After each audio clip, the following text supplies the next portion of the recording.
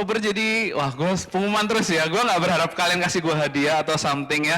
Gue cuma berharap kalian kasih gue pantun, oke? Jadi gue akan bersiap-siap minggu ini. Siapapun yang akan kirim gue pantun, gue akan repost, gue akan post di story gue. Boleh diturunin dikit, Vincent? Supaya gue nggak terlihat gendut juga ya kan? Apakah aku VJ terlihat gendut atau kurus? Gue udah turun 6 kilo, men. Tapi nggak kelihatan. Oke. Gue seneng banget hari ini bisa ngeliat kalian semua, bisa ngeliat Jessica Shine senyumnya yang luar biasa. Gue berharap Jessica Shine bisa join sama kita. Guys, ingat bulan November kita akan segera ngadain onsite. Infonya akan diupdate segera langsung, dan untuk minggu depan kita nggak ada ibadah guys. Sekali lagi tanggal 31 kita nggak ada ibadah, tapi tanggal 30 kita akan ada ibadah bareng-bareng sama teman-teman dari Galaxy, sama teman-teman dari Manukan, itu on-site dan juga on Zoom. Jadi teman-teman semua, kalau misalnya kalian nggak bisa datang, bisa langsung join di Zoom-nya, tapi kalau teman-teman bisa datang, monggo datang di GLX Venue. Kita ada seat sekitar 90 orang aja, jadi please come lebih awal, karena yang pertama kali datang yang di-serve, oke? Please datang, kita bercengkrama, mumpung nih ya kan COVID-nya udah ada turun nih, jadi kita bisa ketemuan, oke? Siap semuanya? Sip? Oke, Kak Vijay berharap kita bisa berteman sama-sama di sana, dan hari ini kita akan bahas tentang memeluk kesibukan teman-teman. Bisa di-share screen, Juju. Alright. Wah, kelihatan ganteng aku di sana, ada kumisnya. Aku berharap aku bisa berkumis, guys. Cuma tak mengapa kumisnya cuma muncul di sini nggak muncul. Padahal udah nyoba pakai apa tuh wak doyok dan lain sebagainya ya, nggak bisa ya. Oke. Daripada gue lanjut-lanjut, gue akan mulai dengan satu statement teman-teman terlebih dahulu. Bisakah di next, Ju? Gue nggak mau nge-next, nggak bisa nih. Oke. Sibuk adalah sesuatu yang baik teman-teman, tetapi super sibuk adalah sesuatu yang tidak baik. Kenapa gue harus mulai dengan sesuatu yang seperti ini? Karena Yesus pun di dalam dunia ini dia juga orang yang sibuk guys. Tetapi super sibuk itu menjadi hal yang buruk. Kenapa? Sekarang Kak Vijay akan mulai dengan sebuah pertanyaan. Kira-kira apa saja sih kesibukanmu hari-hari ini? Kak Vijay udah coba ngelis beberapa hal, dan Kak Vijay ngelihat bahwa ini udah cukup benar-benar bikin Kak Vijay sibuk. Untuk ngelihat bahwa banyak dari kita sibuk sama studinya kita, sibuk sama sekolahnya kita, sibuk sama kuliahnya kita sibuk sama organisasinya kita, entah itu dalam sekolah maupun di luar sekolah. Kemudian kita sibuk untuk ngikutin webinar yang mana. Apalagi kita harus update selalu teman-teman. Kita harus update selalu. Gue sampai saat ini gue nggak ngerti apa itu yang di TikTok ngomongnya salam dari Binjai. Gue nggak ngerti men gitu kan ya. Tetapi ada beberapa orang yang benar-benar harus update men.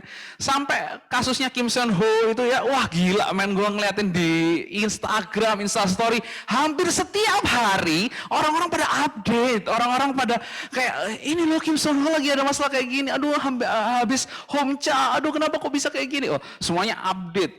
Banyak orang sibuk untuk harus update sana sini, harus ngerti bahwa siapa tuh kemarin minggu lalu serigalanya Naruto meninggal gitu kan ya, gue nggak tahu gitu ya. Kurama nggak ada gitu kan ya, gue juga nggak ngikutin gitu kan ya. Terus habis itu Cristiano Ronaldo kemarin main sama mana itu Atlanta, berhasil cetak gol terakhir 3-2. Gue nggak tahu seberapa banyak dari kalian yang sibuk sama itu harus update, harus tuh pasti belum ada kerja tugas, mungkin ada teman-teman yang kepanitiaan, kerja, family time, you name it, komunitas, hobi lu belum dikerjain, liburan mungkin ya kan, jalan-jalan refreshing itu juga perlu. Terus apalagi habis itu ada pekerjaan rumah, tiba-tiba mama lu manggil, cucu tolong ya sapu rumah gitu kan ya, atau mungkin nyo Jason tolong bersihin lap kaca gitu kan ya. Nggak tahu, spiritual belum lagi ya kan. Banyak banget kesibukan yang tanpa sadar. Apakah ini semua bagus? Bagus teman-teman. Tetapi kalau kita jadi super sibuk itu gimana? Ketika semuanya itu tiba-tiba, gue nggak tahu, pernah nggak kalian, rasanya kayak semua tugas itu harus diselesaikan di saat yang bersamaan. Dan itu menekan banget, dan itu membuat kalian nggak tenang. Gue nggak tahu, pernah nggak kalian ngalami hal itu? Tapi gue secara pribadi, gue juga pernah. Dan alhasil apa? Kalau kita super sibuk, gue akan next. Akibatnya adalah emosi kita nggak stabil, mental kita nggak baik, kita gampang khawatir, kita gampang nggak percaya sama Tuhan, kita mudah tergesa-gesa, kita cenderung melakukan kesalahan teman-teman. Dan kita juga hilang fokus. Kadang-kadang kayak sampai, terlalu banyak. Sampai kita itu kayak kadang-kadang cuma ngupload gitu kayak, men gila banyak banget men tugas gue. Sampai gue overwhelmed gitu kan ya. Terus habis itu bingung apa yang harus dilakukan. Sampai linglung, kadang-kadang kayak bingung, gila ini pekerjaan banyak banget. Ini yang mana yang harus gue lakuin duluan? Gue nggak tahu yang mana. Dan lu nggak juga ngerasain peace dan lu nggak juga nggak ngerasain joy di dalamnya. Makanya hari ini teman-teman, kerinduan gue secara pribadi untuk teman-teman semua.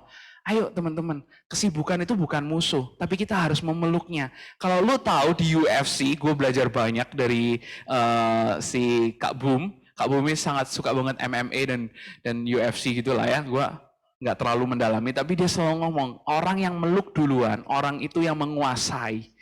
Ketika kita mau memeluk kesibukan, artinya gue pengen ngajak kita sama-sama untuk, ayo kesibukan itu bukanlah sesuatu yang menguasai kamu, tetapi justru kamu yang harus menguasai kesibukan. Ayo getting this? Kesibukan bukanlah sesuatu yang harusnya menguasai kamu, tapi harusnya kamu yang menguasai kesibukan. Karena itulah panggilan kita. Dan jujur banget teman-teman, ini gak mudah. Gua aja masih struggle dalam hal ini. Tapi ini adalah kebenaran firman Tuhan yang harus gue sampaikan. Dan gue percaya ini juga bicara banyak sama gue. Contohnya deh, kemarin di hari Rabu, siapa yang liburan? Aku gak tahu suruh dari kalian yang tanggal merah. Gue liburan guys ya. Gue pergi sama anak-anak, gue berharap gue nyantai. Oke, gue berharap gue slow, oke, menikmati. Gue pergi pagi jemput anak-anak, gitu kan ya, teman-teman ada kadang di sini, ada Janice, ada Juju, ada Janice Larissa. Kita pergi, kita berharap untuk apa? Kita makan sop konro dengan hangatnya di hari yang sangat panas dengan minum segelas es teh manis. It's so good. And then kita berakhir dengan kita jalan-jalan ke TP. Setelah kita jalan-jalan ke TP, habis itu tiba-tiba karena aku VJ lagi dekat dengan seorang teman ini mengajak, ayo kita dinner yuk gitu ya. Ayo kita makan malam bareng yuk. Terus habis itu nanti temani aku untuk belanja ya, karena aku ada job di hari Jumat. Singkat cerita teman-teman, apa yang terjadi? Ya aku berusaha untuk mengatur kan ya. Wah ini ada yang harus ngajak dinner. Oke, aku ngajak anak-anak, guys, kalau kita makan di Surabaya Barat gimana? Oke enggak, ini Cece mau ikut gitu kan ya. Wah boleh. Udah ya, singkat cerita kita makan bla bla bla bla bla. Selesai, oke? Dan kita pergi ke tempat belanjanya. And guess what teman-teman? Apa yang terjadi? Tiba-tiba Aldo itu datang dan bisikan, ini anak-anak udah dicari orang tua. Wah langsung guys, itu rasanya menekan banget. Rasanya kayak semua hal itu harus diselesaikan di saat yang bersamaan. Dimana lu harus belanja untuk item tertentu dan lu harus nganterin anak-anak pulang. Dan itu bikin gua stres, itu bikin gua kayak, oh my god, kenapa ini harus terjadi? Gua berusaha untuk nenangin Aldo, tapi diri gua nggak tenang. Jujur aja, gua nggak tenang guys. Gua panik. Yang gue lakuin apa? Gue langsung ngomong sama si temen gue ini, lu perlu belanja apa aja? Lu kasih listnya ke gue akan cariin. Dan guess what? Apa yang terjadi? Gue dorong trolinya, gue cuma minta dia, udah, lu tenang aja, gue ambilin barangnya. Dan gue langsung, ambil semua. Malam itu kita selesaiin belanja lebih awal dan gue nganterin anak-anak pulang. Tetapi apa yang terjadi teman-teman? Ternyata di hari Kamis ya kan, pada saat teman gue harus nyiapin buat jobnya dia, karena dia jualan kanape gitu, makanan kecil, snack. Dia buka, harusnya itu gue ngambil fruit cocktail. Isinya itu berbagai macam buah gitulah ya.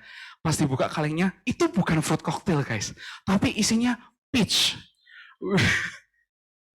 Jadi itu isinya beda banget dan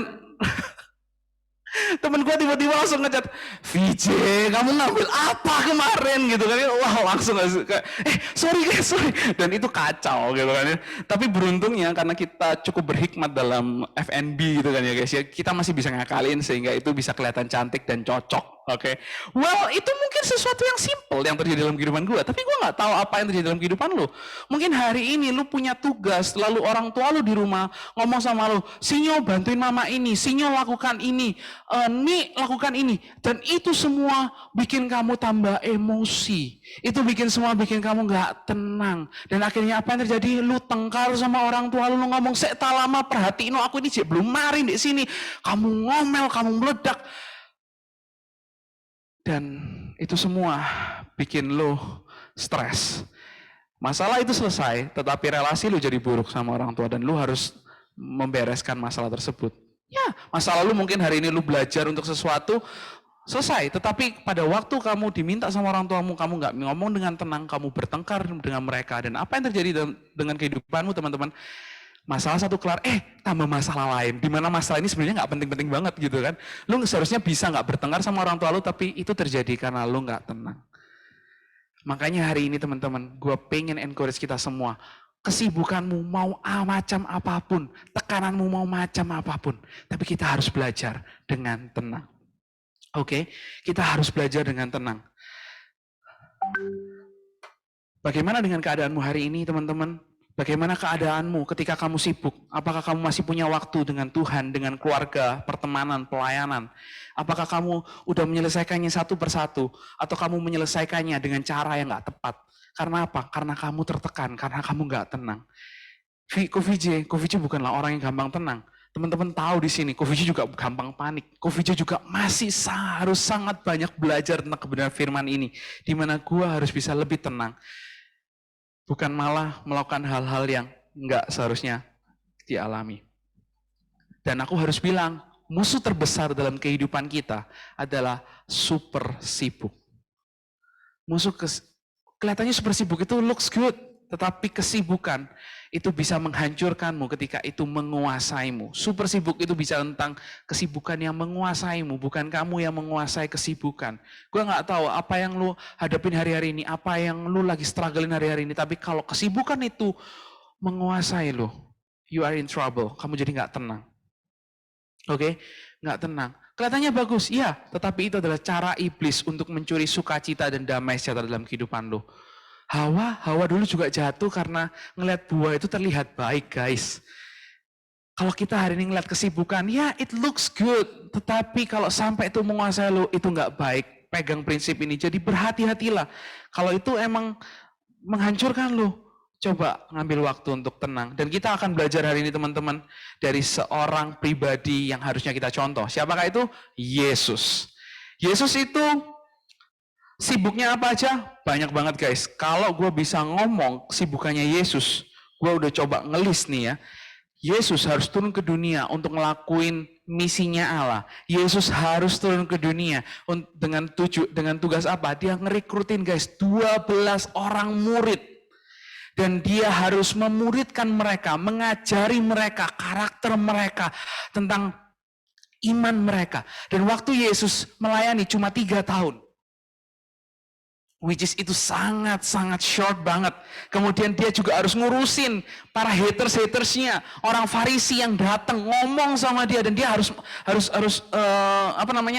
ngobrol sama mereka, diskusi sama mereka. Kemudian dia juga harus menyembuhkan orang yang sedang sakit. Dia harus membangkitkan orang yang mati. Dia juga harus berperang dengan kuasa iblis. Dia harus mengasihi orang yang terluka, dan dia juga harus khotbah dengan khotbah firman Tuhan dengan sangat berapi-api. Dan bahkan teman-teman, dia harus menggenapi nubuatan Allah.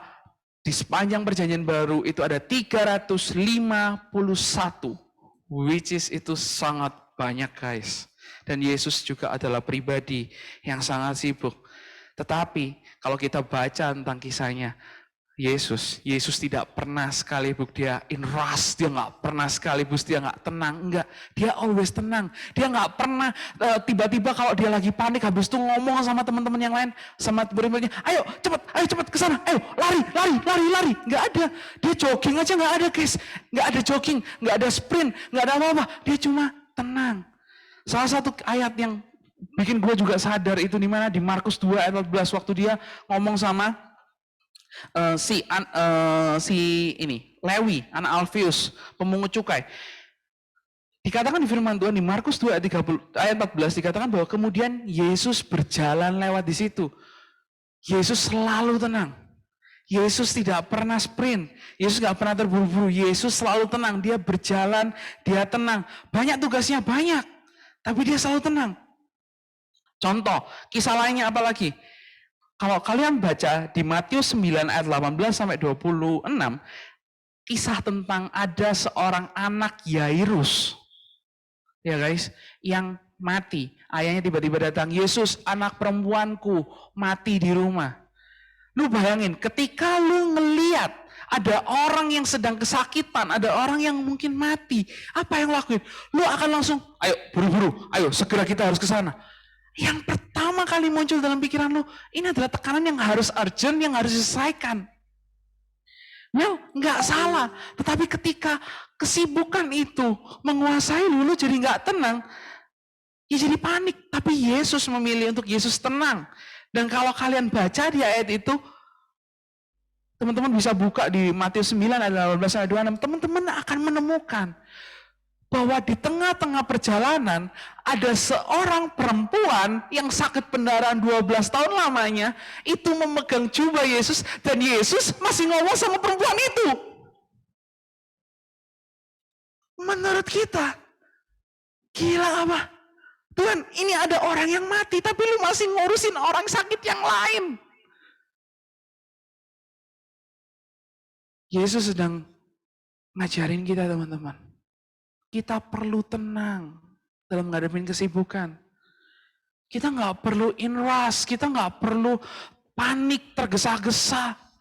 Kita nggak perlu untuk ngerasa kayak tertekan, no. Tapi dia sedang ngajarin kita untuk tenang.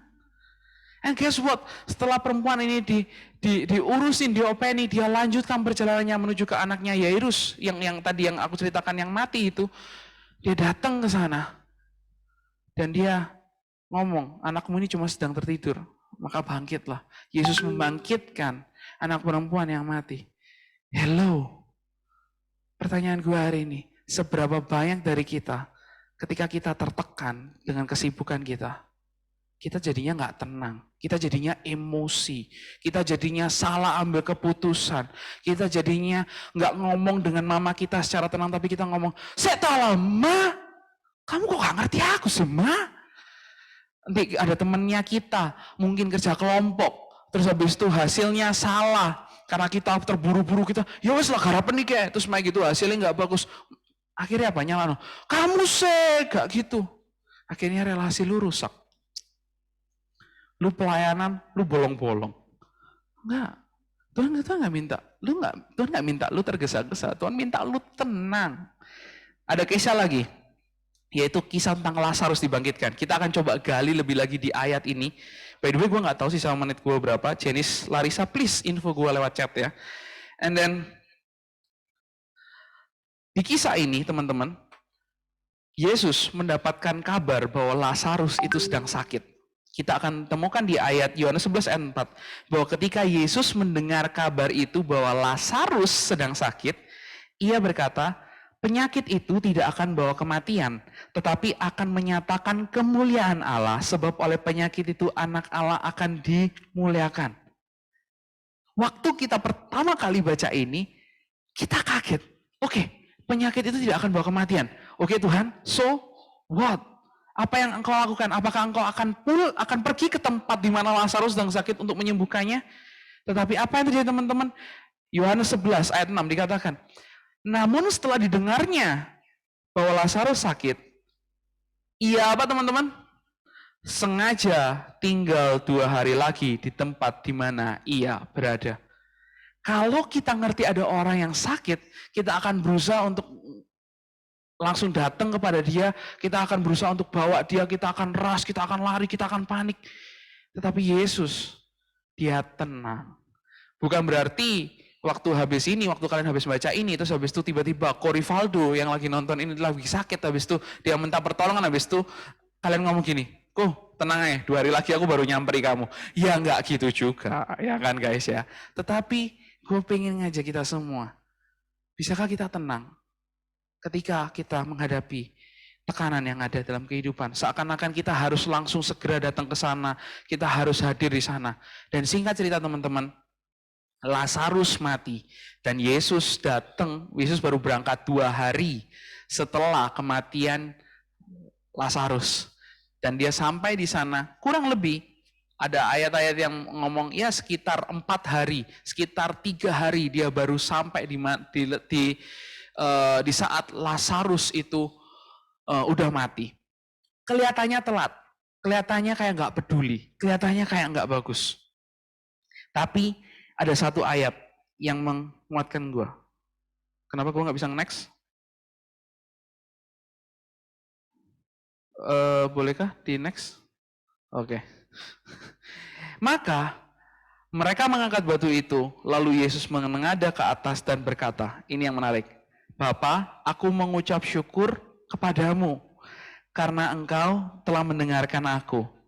Aku tahu bahwa engkau selalu mendengarkan aku, tetapi oleh karena banyak orang berdiri di sini mengelilingi aku mengatakannya supaya mereka percaya bahwa engkaulah yang telah mengutus aku. Maksudnya apa, Ku? Boleh minta tolong? Ini gue biar next-nya gampang. Oke.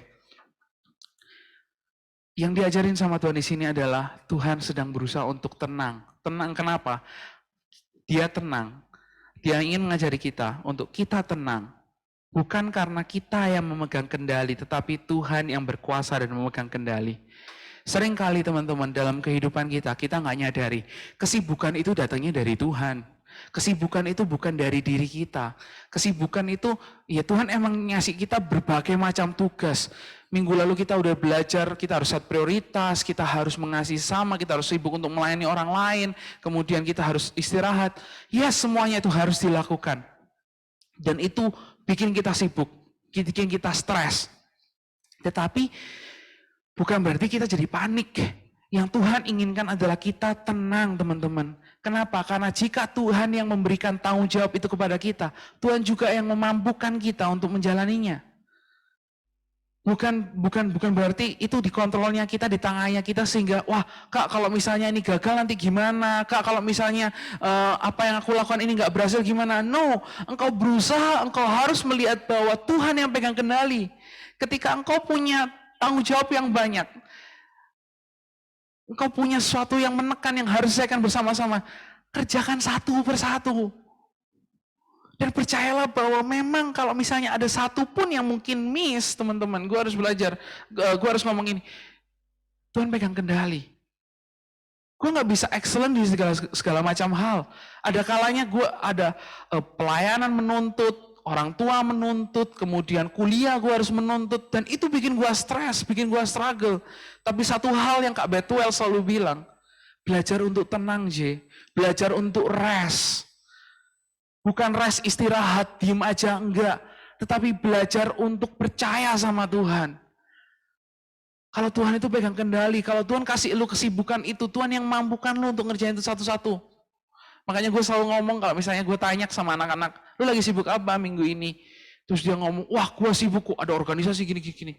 Gue selalu ngomong satu hal, coba yuk, tenang, percaya Tuhan pegang kendali, satu persatu lu kerjain. Dan Tuhan pengen ngajarin kita hari ini tentang rest. Bukan rest istirahat, diem aja, no. Ini satu quote yang mungkin lu bisa bawa pulang, yang lu bisa pegang ini. Resting is not an activity. Bukan tentang kita diem aja, no. Tapi resting is confidently trusting God in your activity. Lu bisa foto ini, lu bisa bawa pulang ini, lu bisa sharekan ini di IG. Seberapa banyak dari kita hari ini, kita nggak bisa belajar tenang. Lu ngomong sama diri lu, gue perlu belajar tenang. Gue perlu belajar untuk percaya sama Tuhan. Kesibukan gue banyak, tuntutan gue banyak. Tapi gue mau belajar percaya sama Tuhan. Gue mau belajar ngerjain itu satu persatu. Gue gak mau belajar itu untuk gue rush, gue tergesa-gesa. Karena hasilnya gak akan jadi bagus. Resting is not in activity. Resting is confidently trusting God in your activity. Bawa ini guys, belajarlah untuk rest, belajarlah untuk memeluk kesibukanmu dengan cara apa? Tenang. Kesibukan bukanlah musuh yang menguasai kamu, tetapi Tuhan yang menguasai kamu. Sehingga kamu ngerti, meskipun ada kesibukan yang berbagai macam, gue tetap bisa belajar rest, gue tetap bisa percaya sama Tuhan. Karena Tuhan pegang kendali dalam kehidupan gue. Trusting God in your activity. Apapun yang gue lakuin, gue masukin ke apa yang Tuhan mau. Ada satu ayat yang gue senang banget. Kolose 3 ayat 15. Versi terjemahan sehari-hari. 15a guys ini. Dikatakan bahwa biarlah ketenangan dalam perlindungan Allah menguasai hati dan pikiranmu. Ini salah satu ayat favorit gue. Dan ini ayat yang selalu gue bawa meskipun gue gagal berulang kali untuk tenang. Tapi satu ayat ini yang gue pegang. Biarlah ketenangan dalam perlindungan Allah menguasai hati dan pikiranmu.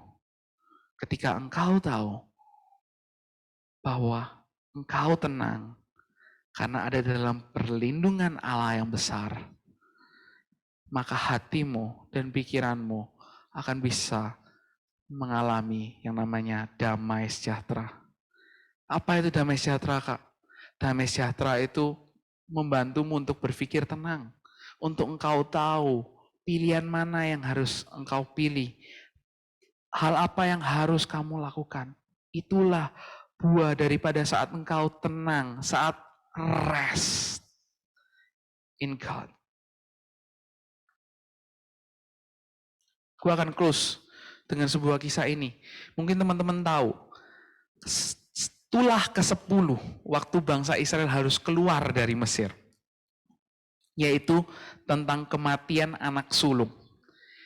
Musa udah ngomong sama jemaat, sama orang-orang Israel.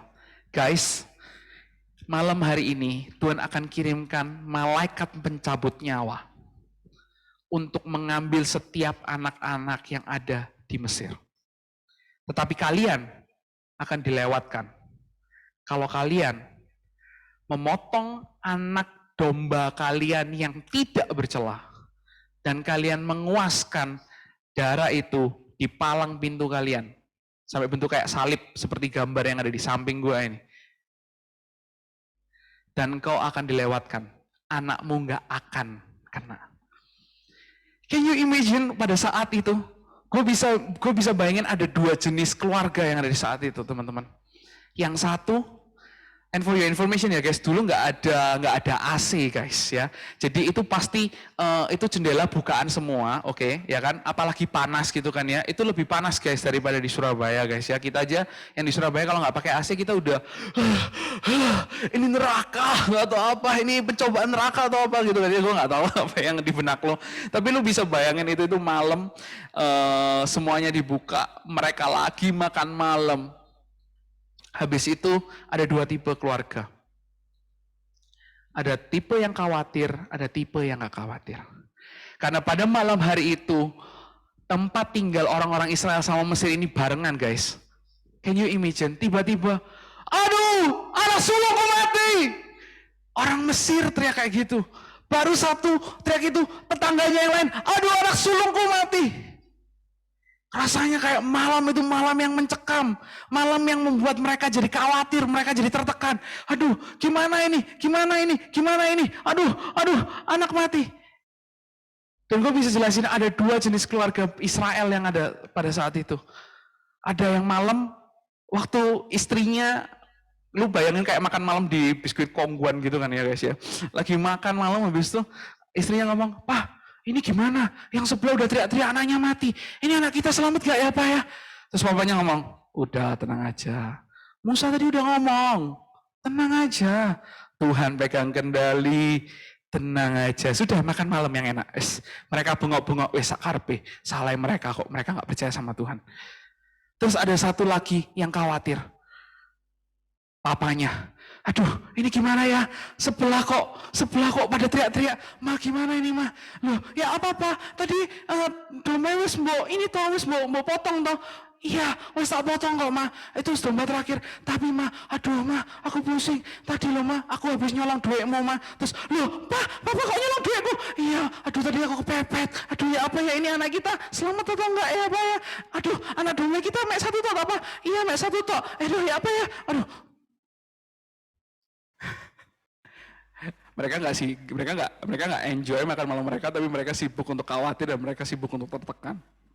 Dan yang terjadi adalah, guess what, apa yang terjadi? Kedua-keduanya memang diselamatkan.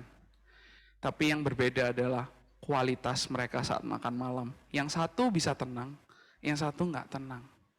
Hari ini Tuhan pengen ngomong sama kalian. Kalau kalian di posisi di mana kesibukan menekan, belajarlah untuk rest.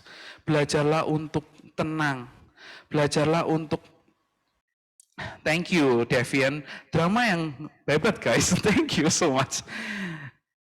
Tapi, ya, Yesus ngajakin kita untuk, come on, rest. Belajar untuk tenang. Belajar untuk tenang bukan untuk tenang diem aja, guys. Tapi belajar untuk setiap apapun yang kau jadi tanggung jawabmu, lakukan itu satu persatu. Dengan yakin dan percaya bahwa Allah memegang kendali dalam segala sesuatu. Dan inilah yang aku ingin ajak buat teman-teman semua.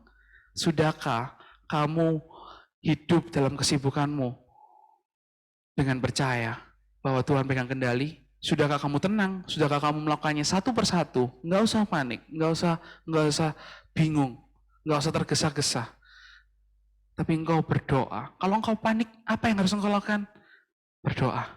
Yesus yang udah mati 2000 tahun yang lalu, Ia mati supaya hari ini kamu memperoleh ketenangan.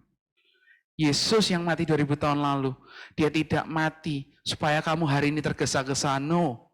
Untuk kamu khawatir, no. Untuk kamu nggak punya sukacita, no. Tapi Dia mati supaya kamu memperoleh sukacita, damai sejahtera, dan hidupmu tenang. Bawa pulang poin ini, engkau bisa foto, engkau bisa post di story.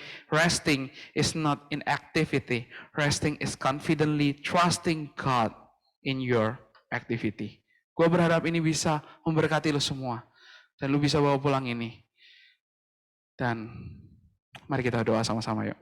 Tuhan, kami mengucap syukur buat hari ini. Kami mengucap syukur buat waktu di mana kami kembali diingatin, kami kembali melihat bahwa segala kesibukan yang ada dalam hidup kami itu bukanlah suatu kebetulan, itu bukanlah suatu kecelakaan, tapi itu memang apa yang Tuhan kehendaki. Itu apa yang Kau mau untuk kami lakukan.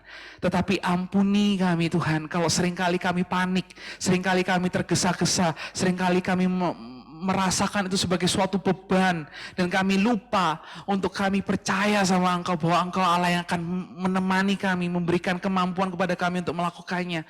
Ampuni kami Tuhan dan ajar terus hati kami. Ya Roh Kudus, ajar terus hati kami untuk kami belajar untuk rest, tenang, percaya bahwa Engkau Allah yang memegang kendali dalam kehidupan kami. Kami percaya Tuhan, Engkau Allah yang mengasihani setiap kami. Engkau Allah yang gak akan pernah membiarkan setiap kami jatuh sendirian. Berkati kami, tuntun kami, berikan teruslah kami ketenangan, damai sejahtera. Bukan damai sejahtera karena kondisi kami, tapi damai sejahtera karena kami percaya kami punya Allah yang besar dalam kehidupan kami. Di dalam nama Tuhan Yesus Kristus kami telah berdoa. Haleluya. Amen. God bless you guys.